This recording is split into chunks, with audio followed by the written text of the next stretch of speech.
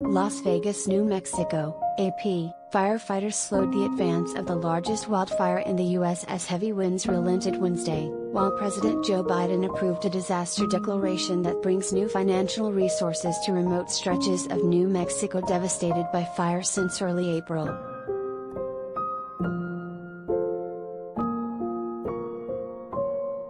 U.S. Representative Teresa Leger Fernandez announced the presidential disaster declaration during an evening briefing by the U.S. Forest Service about efforts to contain the sprawling wildfire in northeastern New Mexico. It has fanned out across 258 square miles, 669 square kilometers, of high alpine forest and grasslands at the southern tip of the Rocky Mountains.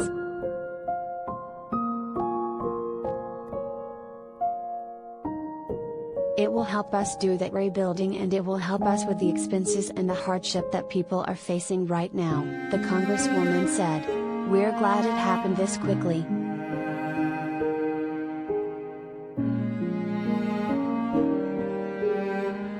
Fire bosses are seizing upon an interlude of relatively calm and cool weather to prevent the fire from pushing any closer to the small New Mexico city of Las Vegas and other villages scattered along the fire's shifting fronts. Airplanes and helicopters dropped slurries of red fire retardant from the sky, as ground crews cleared timber and brush to starve the fire along crucial fronts.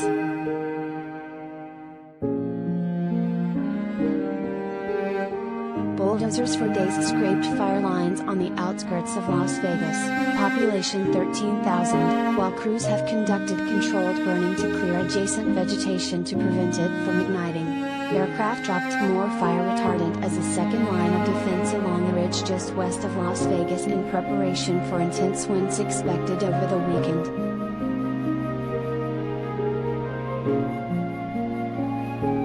Strong winds with gusts up to 45 miles per hour, 72 kilometers per hour, are expected to return Saturday afternoon, along with above normal temperatures and abysmally low humidity that make for extreme fire danger, said Todd Shoemake, a National Weather Service meteorologist in Albuquerque. Sunday and Monday are probably looking to be even worse.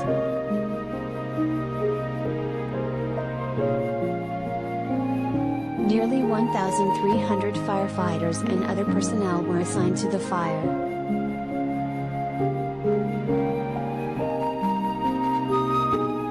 Mandatory evacuation orders have been issued for an estimated 15,500 homes in outlying areas and in the valleys of the Sangre de Cristo Mountains that border Las Vegas. The tally of homes destroyed by the fire stands around 170 but could grow higher because officials have not been able to conduct assessment in all of the burn zones.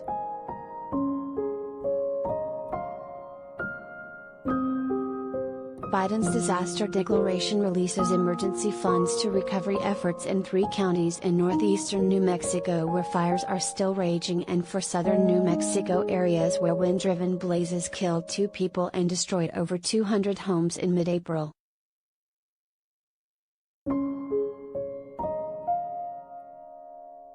The aid includes grants for temporary housing and home repairs, low-cost loans to cover uninsured property losses, and other relief programs for people and businesses, a White House statement said.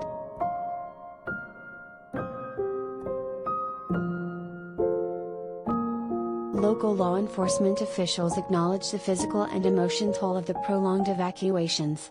Las Vegas Police Chief Antonio Salazar said his officers would provide burglary patrols for evacuated areas and help to maintain order at a local Walmart as people line up to purchase supplies.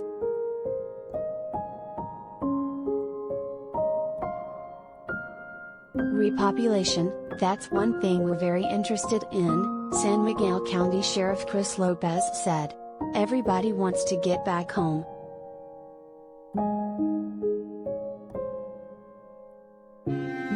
Dan Pearson, a fire behavior specialist with the federal government, said weather forecasters predict 2 days of relatively light winds before the return of strong spring gales.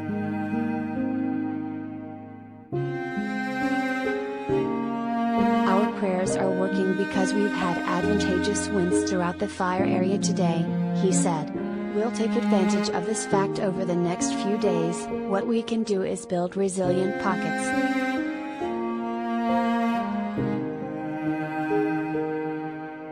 The fire was contained across just 20% of its perimeter.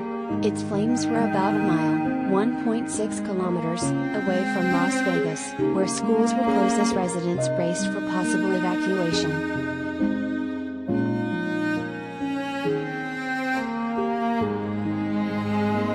Officials at Los Alamos National Laboratory were warily tracking another wildfire that crept within about 5 miles, 8 kilometers, of facilities at the U.S. Nuclear Research Complex.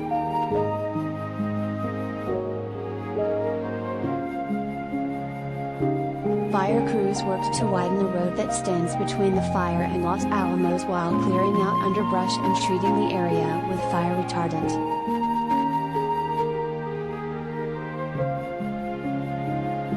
Wildfires have become a year-round threat in the drought-stricken West, moving faster and burning hotter than ever due to climate change, scientists and fire experts have said. Fire officials also point to overgrown areas where vegetation can worsen wildfire conditions.